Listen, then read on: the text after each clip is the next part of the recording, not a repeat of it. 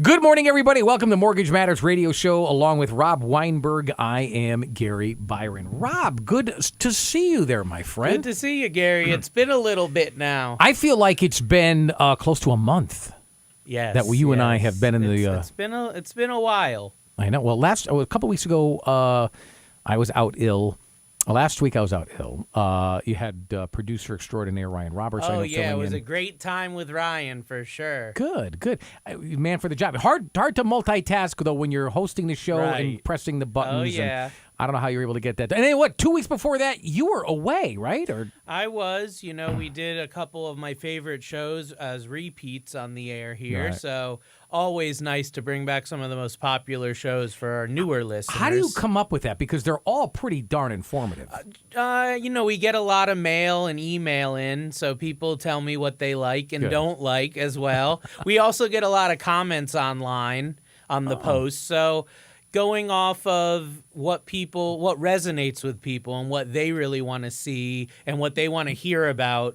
And there's just certain shows that get a ton of response and then some that don't get that much. So we definitely want to be bringing value and a lot of knowledge. So the ones that get that high energy from our listeners, those are the ones that I asterisk a little bit and say, hey, these are the ones we could bring back. But today I want to talk about something new, though, Gary. So, okay, can I just ask you one question before we move into today's show? So you actually take note of every show. You compile data in listener response and feedback. Yeah, well, also because we have the Connecticut Real Estate Edge podcast. Right, no, I know that. And the podcast platforms, we're on every single one of them, and they track downloads. So I also can go on and see what are the most downloaded shows. Okay. And those are the ones that I know people want to hear more about. Gotcha. All right, so today we can delve right into this. We're going to talk about jumpstarting your personal finances. Right. Has this been an area of concern for a lot of your clients? So what's happened is a lot of people have gotten scared lately about buying a home and refinancing and just dealing with their finances. And when I really drill down to why, it's because they don't have their personal finances in order. So I wanted to do an entire show to dive into jumpstarting your personal finances, which really lends itself to getting ready to buy a home and getting ready to move into that next phase of your financial life, investing in real estate, investing in stocks, 401ks, that sort of thing. So that's what we're going to dive into today for everyone, is jumpstarting that personal finance. All right, so let's start with this. Explain a little bit with what you mean about when you say to jumpstart your personal finances, because that seems like a really broad, statement. It is. And I toyed with different ideas for what to name it, but I felt jumpstart is what I'm trying to really portray to everyone, is almost like a car getting jump-started. It's going from nothing. It's just going along, maybe it's dead, and you get those jumper cables on, you jump that thing up, and next thing you know, it's revving out. That's what we want to really do today with your personal finances. Most people deal with their personal finances on a day-to-day basis. So their money's coming in, it hits their bank account, and then money goes out. There's no real time to say, what should I do with that money? What's my long-term plan? I think the main idea that people will understand is when we say paycheck to paycheck. So the money comes in, the money goes out. Right. Paycheck comes in, paycheck comes out. Then you're waiting for the next one. Now, if you have a financial plan in place, if your personal finances are well structured, paycheck to paycheck is okay because every dollar is allocated. But if you're in a position where you don't know where all the money's going and it's basically coming in, and then what bills need to be paid, you start writing checks, you start paying online, next thing you know, you got $3 left in your bank account and you don't have your financial goals accomplished. So that money in, money out, that's what we want to stay away from without a real plan. So you're going to need to take some initial action to get the ball rolling. Like we said, that analogy of jump starting a motor. And if you continue to do what you're doing right now, that day-to-day, paycheck to paycheck, you're going to keep getting the same results. That we know 100%. So I want to instill in everyone today some ideas, some strategies that can be implemented immediately to get you from where you're at right now, which may not be where you want to be financially, to the point of actually creating wealth and becoming a success. What are some of the small things that someone can do with their finances that could actually make a big impact? So there's a lot of different areas of personal finance, and people get confused because there's so many different ways they can be going. So I want to really focus in on 4 main areas. It's going to be cash flow, debt, savings, and investments. Depending on where you're at with your finances, one of these may be a huge issue, and a couple of these you may not even be concerned about. I want to go through each one by one and talk about the small things you can be doing if these areas are of interest. So first thing is cash flow. What can you do to improve your cash flow? Couple different things I want to give you a little ideas on. First of all is side hustles, side gigs, picking up another job, maybe getting overtime or something additional at your current job. Anywhere you can bring in extra money, even if it's only a few dollars here and there, it's going to compound over time and it's going to make a big difference. The other thing is a lot of people don't think about mortgage strategies with cash flow, but as we've talked about in many shows, refinancing your home, regardless of what the interest rates are doing, can be a great way to improve the cash flow in your life. So look at that as a potential option. If you're somebody that sees debt as a hurdle, maybe it's credit card debt, medical bills, student loans, and whatnot. Let's really sit down and map out your debt and pay down your debt balances. Let's look at a debt consolidation, either a personal loan or a debt consolidation refi, as a possible way to get that debt in check. Because what that's going to do is it's going to free up money on a monthly basis that you were spending on interest that then can be freed up to go to other areas like investing and paying other things down. Next idea is savings. If you're somebody that doesn't have a savings account, where can you start? It can be daunting, right? So the one big motive I want to give you is to get $1,000 into a savings account as soon as possible. It's what I call your starter emergency fund. Most emergencies in the United States can be handled with less than $500. That's the statistic. So if you have $1,000 in a savings account, it can really help you get through a day that you may have a financial emergency come up, a flat tire or something like that, and you need a little bit of money. You're going to be able to dip into that savings account, that emergency fund that you have in order to handle the issue instead of having to use credit cards, loans, and other instruments to take care of it. Now, ideally with the savings, you want to work towards a 6-month emergency fund. So it's going to start with that $1,000, but if you already have that, then the next goal is going to be a 6-month emergency fund. What is 6 months? Well, what I'm talking about is your personal fixed expenses on a monthly basis, your transportation cost, your housing cost, your utilities, your food, your necessities. What does that equal on a monthly basis? You might need to sit down and do a personal budget to see every dollar that's going out. Look at your last bank statement. Where did that money go? How much of it was luxury? How much of it was actual necessity fixed expenses? Look at the fixed cost, multiply that by 6 months. That's the amount that you really want to strive to have into your savings account and your long-term emergency fund. And the last one I want to talk about is investing. Once you've gotten cash flow in check, your debt is, in a good spot, and you've got that 6-month emergency fund, next thing we want to look at is how are you going to invest? Investing is how people build wealth. You're not going to become wealthy, even if you make a lot of money every year, by just having it sit in your bank account and pay bills. You need to have that money working for you. So what I'm talking about is starting a 401k contribution. If you're not already contributing to your retirement plan, start now. I don't care if it's $100 a week. Do something. $50 a week. Just get that ball rolling and set that up. The next thing would be if you have your retirement set up, then we want to look at a taxable brokerage account. It's going to be like Fidelity, E-Trade, Vanguard, TD Ameritrade. Those companies will let you set up at no cost a brokerage account where you can buy and sell stocks, bonds, mutual funds, things like that. There is no minimum amount you can put in there. You could literally go and put $400 or $500 in there and start buying with it. That's what you want to get in the habit of, is feeling empowered with your money, investing your money, and understanding the knowledge and education behind that so you know what your money is doing for you. Once you've actually done that and gotten that first step of investing done, then we can start looking at really cool strategies like passive real estate, Airbnb investments. We can look at crowdfunding for real estate, which I've talked about in some different shows. Active real estate, which is going to be buying a primary home, buying rental properties, multifamily, that sort of thing. Where do you want to start with that? You want to get a plan of action together, get with a mortgage advisor, figure out what you need to do to get where you want to go. Obviously, some of this stuff is getting advanced, but you can see where I'm going. Yeah, but how do you create a wealth team? Wealth team is a commonly misunderstood item because a lot of people think I'm just going to do this myself, but you really need to have a team behind you. And when I step back and I look at my clients that have come to me that are 7, some even 8-figure net worth individuals, one commonality is they don't do it themselves. They really sit and let their advisors do the hard work and the heavy lifting for them. A wealth team is going to be comprised of a mortgage advisor, a real estate professional or real estate agent, a legal professional, somebody that has a license to practice law in different areas, and then a CPA or a tax advisor. And last but not least is a financial planner, financial advisor. Now, this isn't something you're just going to throw together in a weekend. This is going to take time, right? So when you're starting out and you've got $500 in your brokerage account, you're not going to need a full-time financial advisor for that.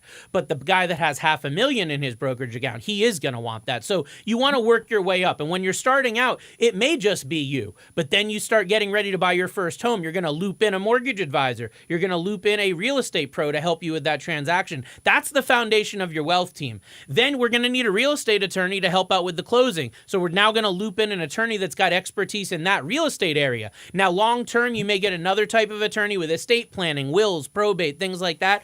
But for the foundation of the wealth team, it's really just going to be like a real estate or a general practice type of attorney. Once you start owning assets in real estate and you have money coming in, you're going to want to start looking at tax strategies, because anybody that has financial success was going to tell you one of the worst parts of it is having to pay the tax man every single year.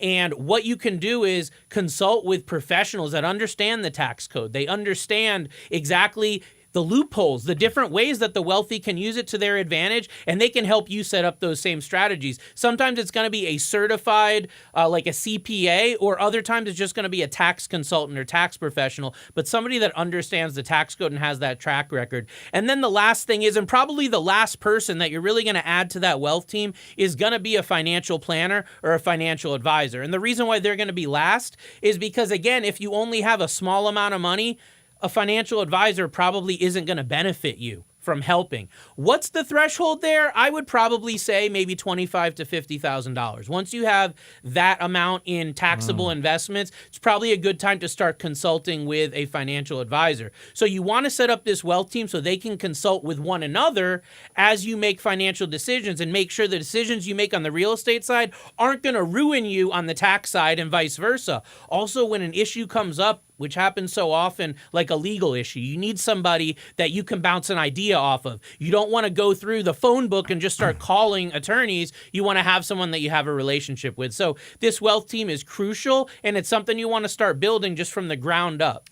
What would be 3 things, excuse me, that somebody could do today, let's say, to set themselves up with financial success?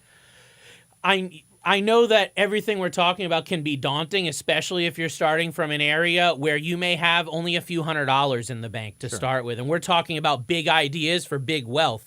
But let's really step back and talk about the top 3 things. Yeah. So first thing is, you got to make sure that your budget is in the black. And what I mean by that is you need to have more money coming in than going out every month. If you're in a position where you have $5,000 a month coming in and you have $5,500 going out, then nothing that we're saying, nothing that we're doing and discussing today is going to help you at all. It's not going to make sense, and it's not going to work long term. The foundation of financial success is more money actually coming in than going out. Then you have this margin that you can use. So start building your savings, building investments, getting new real estate, getting other assets, but it all starts with that budget, as basic as it is. So there's a lot of tools out there you can use, but on a basic sense, just get a spreadsheet or get a piece of paper and look at your last couple months' bank statements and credit card statements and figure out how much money did you have come in and how much money did you have go out. Once you've verified that you're in the black, I don't care if it's by $5, but as long as you have more money coming in than going out, then we can move to the next phase. If you don't have a situation where you're in the black and you're actually in the red and you're in deficit every month, then you really need to step back and look at your expenses. Where can you cut things to get into the black? Or can you start a side hustle? Can you start something else? Can you bring in more cash flow that's going to help you get from the red to the black? So that's where that can come in. Once you've done that, Then you want to move to that starter emergency fund. So now that you know that you've got your budget in check, let's get that emergency fund to $1,000. That is the absolute minimum, because we know something's going to come up, a hot water heater breaking, a flat tire, something with the roof, whatever it may be, you're going to need money. And if you don't have that starter emergency fund in place, what's going to happen is you're going to turn to debt.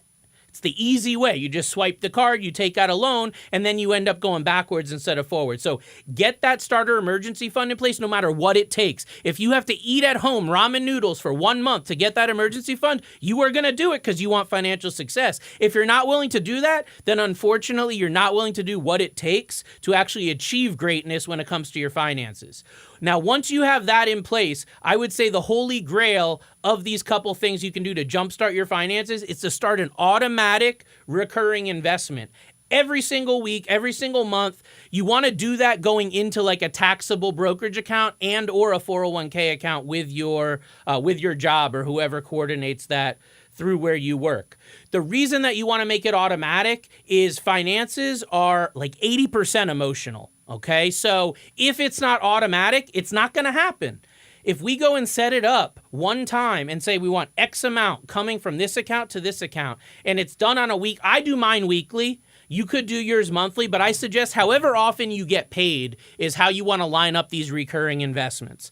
And as I said earlier, the amount doesn't matter. It could be $100 going from your checking account over to a brokerage account. It could be $200 going from your paycheck over to your 401k. But by getting that automatic investing in, it does a couple things. Number one, it takes the emotions out of it. And number two, it allows you to take advantage of something called dollar cost averaging, or DCA. That means that sometimes the market is up, sometimes the market is down. But if you're investing at exact increments all the time consistently, you're going to benefit from the market being down, because then when it goes up, you get that much higher return. You don't get that just when you try to put in $500 on a big payday and then do nothing for the next month or two. So this can really be a foundation for people's financial success. And there's many that would say simply by doing the automatic recurring investment into a 401k or taxable brokerage, that one idea alone could make you a millionaire, even if you ignore everything else. Folks, you are listening to Mortgage Matters radio show and the Connecticut Real Estate Edge podcast, along with Rob Weinberg. I'm Gary Byron. You can check him out online at www.robgw.com. And his phone number, if you'd like to make an appointment, 860-413-3938. We'll repeat that more towards the end of the show.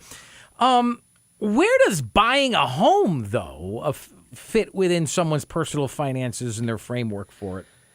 I know that when we're talking about this financial foundation, and this is a show about mortgage and real estate, you're going, where's the home in this whole thing? That's what I was thinking. When I'm listening to you, and everything makes sense. I listen, and the market right now is volatile. We can talk to a financial advisor, and they'll say, timing is everything, and you want to buy low, and so on and so forth. But how low are we going to go? Nobody's got a crystal ball.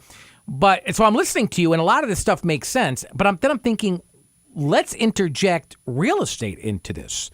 Because I'm hearing multiple things as well. Are housing prices coming down a little bit now that interest rates are going up? Or are people still are there still bidding wars going on? Right. So as far as where real estate fits in, first of all, real estate can't be an emotional decision for you. You don't want to be buying or selling real estate simply based off whether you think it's a good time to buy or a bad time to buy or sell. So what we really want to look at is, where are you at in your life? And where does real estate fit into that? If you're right out of college, you don't have a family, and you don't have money saved, then buying a home at that point may not be a good idea. But if you've been cooped up in an apartment for several years, your wife's pregnant with your first child, you only have a 1-bedroom and need a 2-bedroom, it doesn't matter what the market is doing. You need to buy a home, don't you? So we can't look at, the rates are too high. The home values are going to crash. That doesn't make sense to buy a home. We need to look at your personal situation and the chapter that you're at in your life, and then we can kind of create this financial plan around that. So buying a home shouldn't be the first thing. And while we're on the topic of jumpstarting personal finance, this is jumpstart from the ground up. This is taking somebody that may have a dead engine, so to speak, on their financial profile and turning that into something that's really going to go high speed down the financial highway, so to speak. So buying a home is not the first piece of that. It's not even the second piece. You need to get cash flow in place first. Any mortgage lender is going to look for, how much money do you have going in versus how much money you have going out. And if that's not solved, you're not going to be able to buy a home anyway. So that's got to be the first piece of the puzzle, is getting a steady or stable employment or job situation. Then we want to start saving money, because regardless of what you may hear in the media or newspaper or billboard, you can't buy a home with no money, especially today. You do need money to put down, and the higher down payment that you're going to put, the stronger of a buyer you're going to be, the more flexibility that you're going to have as well when it comes to buying a home. So you want to get that savings piece in place as well. We talked about that $1,000 starter emergency fund. Unfortunately, $1,000 isn't going to buy you a house, but that is that foundation. So once you have that, you start building that savings account up. We want to start looking at how much money do you need to buy a home? What should you be saving for, right? Because you need money for a down payment, but you also still need money in that emergency fund. You don't want to take money and drain that emergency fund or investment fund just to buy a home, because then you're starting again, starting from scratch once again. So what I suggest is that you meet with a mortgage advisor early on, as soon as you think that buying a home could be on your radar. Maybe it's even 6 months or a year out from where you're at. They're going to be able to really step back and tell you how much money you need. Well, Rob, let's say you're sitting down and you're talking to somebody. I mean, what do you say to someone who feels that buying their first home is so out of reach for them? Well, what I would say is that you want to get that plan in place. You can't eat an entire cake in one bite.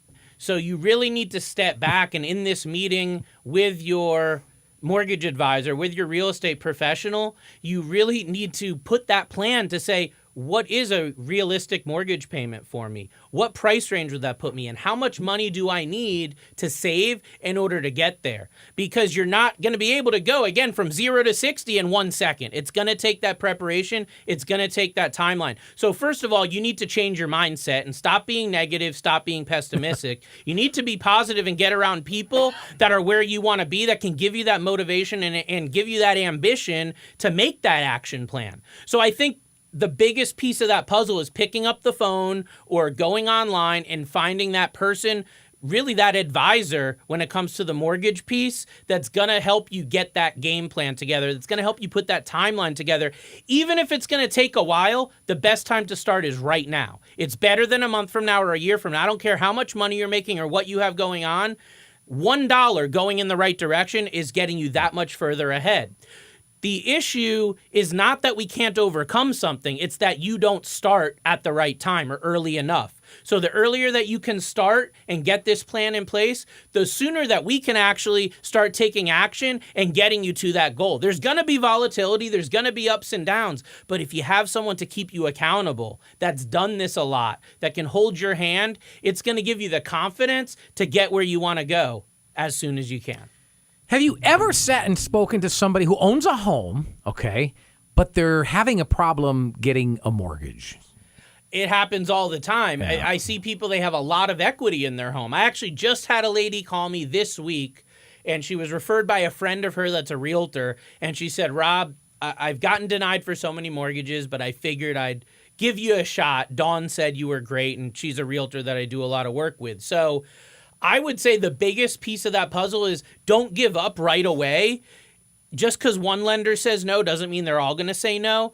You want to get some expert opinions about what needs to be done in order to get approved. So like we talked about on my show about mortgages getting denied and what you can do to overcome that, you want to get a couple expert opinions from lenders that have a lot of experience that can help pinpoint why can't your mortgage get approved. With this particular individual that called me, the reason was that she had no income at all. She, did a bunch of side gigs. She didn't report any income on her taxes, really. She was like a tarot card reader. She did Uber. She did Lyft. She did all this stuff.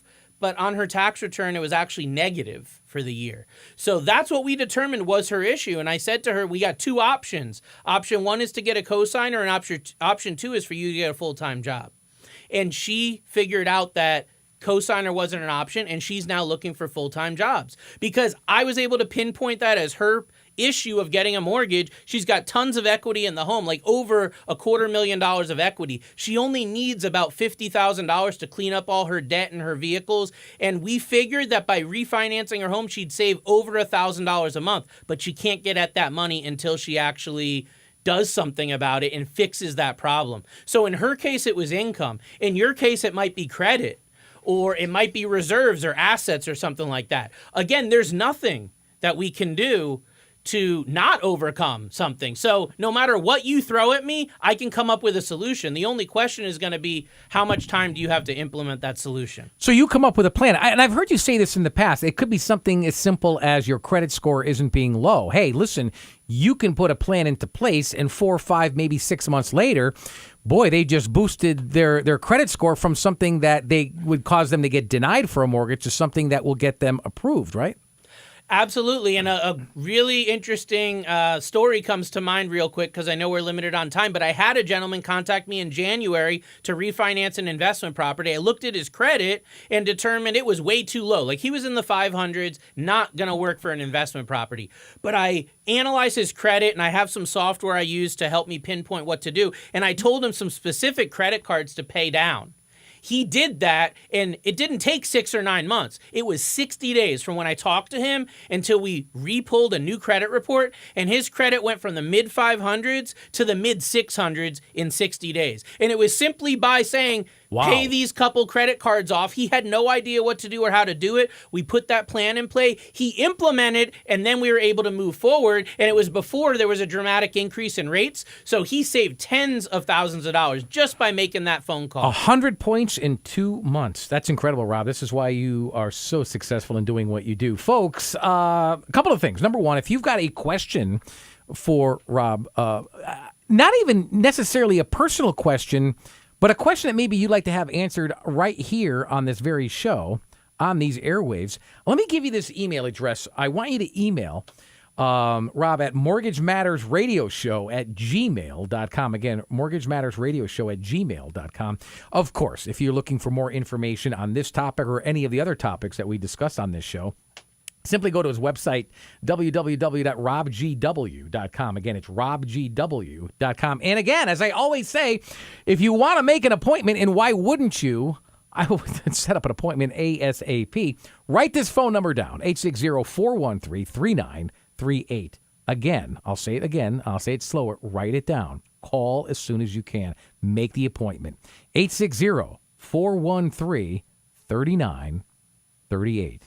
For Rob Weinberg, I'm Gary Byron. Thank you so much for listening to Mortgage Matters Radio Show and the Connecticut Real Estate Edge podcast. Until next weekend.